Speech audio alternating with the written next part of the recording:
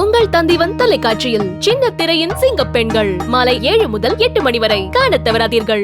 பொறியியல் கல்லூரிகளில் பேராசிரியர்கள் முறைகேடு விஷயத்தில் எடுக்க வேண்டிய நடவடிக்கை தொடர்பாக அண்ணா பல்கலைக்கழகத்தின் சிண்டிகேட் கூட்டம் நடைபெற்று வருகிறது. இது பற்றிய விவரங்களை செய்தியாளர் சதீஷ் முருகன் வழங்க கேட்கலாம். வணக்கம் சதீஷ் முருகன், இந்த கூட்டத்தில் யாரெல்லாம் பங்கேற்று இருக்கிறார்கள், என்னென்ன விஷயங்கள் ஆலோசிக்கப்பட இருக்கின்றன, முழு விவரங்களை பதிவு பண்ணுங்க.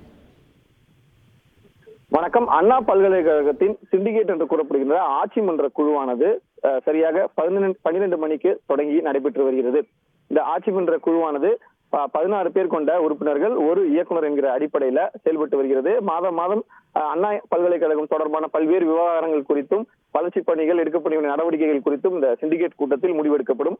அந்த வகையில் தற்போது அண்மையில் சர்ச்சைக்குள்ளான அண்ணா பல்கலைக்கழகத்தினுடைய தேர்வு குழு சம்பந்தமான முக்கிய விவகாரங்கள் இன்றைய தினம் இந்த ஆட்சி மன்ற குழுவில் விவாதிக்கப்பட இருப்பதாக தகவல் வெளியாக இருக்கின்றன.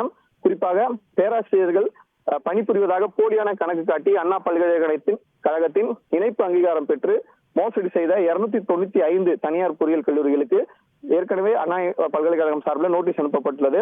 இந்த கல்லூரிகள் மீது எடுக்கப்பட வேண்டிய நடவடிக்கைகள் குறித்து இன்றைய தினம் விரிவாக விவாதிக்கப்படலாம் என எதிர்பார்க்கப்படுகிறது.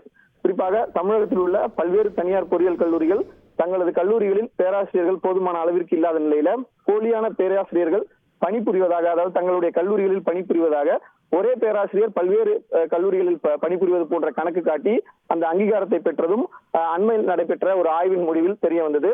இதற்கிடையில மோசடி ஈடுபட்ட கல்லூரிகள் மீது கருணை காட்டக்கூடாது எனவும் மிக கடுமையான நடவடிக்கை எடுக்கப்பட வேண்டும் எனவும் தமிழக ஆளுநரும் வேந்தராக இருக்கக்கூடிய தமிழக கல்லூரி மற்றும் பல்கலைக்கழகங்களுடைய வேந்தராக இருக்கக்கூடிய RN ரவி ஒரு கடுமையான உத்தரவை பிறப்பித்திருந்தார்.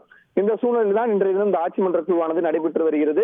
ஆட்சி மன்ற குழுவானது உயர்கல்வித்துறை செயலாளர் பிரதீப் யாதவ் மற்றும் பல்கலைக்கழகத்தின் துணைவேந்தர் வேல்ராஜ் ஆகியோர் தலைமையில தொடங்கி நடைபெற்று வருகிறது. ஆட்சி மன்ற குழுவின் உறுப்பினர்கள், சட்டமன்ற உறுப்பினர் பரந்தாமன் உள்ளிட்ட 13 உறுப்பினர்கள் நேரடியாகவும் 3 ஆட்சி மன்ற குழு உறுப்பினர்கள் காணொலி காட்சி மூலமாகவும் மொத்தமாக 17 பேரும் கொண்ட இந்த ஆட்சி மன்ற கூட்டமானது தொடங்கி நடைபெற்று வருகிறது.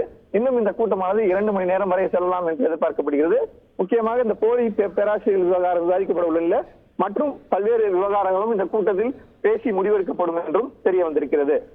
விவரங்களுக்கு நன்றி சதீஷ். உங்கள் தந்திவன் தொலைக்காட்சியில் சின்ன திரையின் சிங்கப்பெண்கள் மாலை 7 முதல் 8 மணி வரை காணத் தவறாதீர்கள்.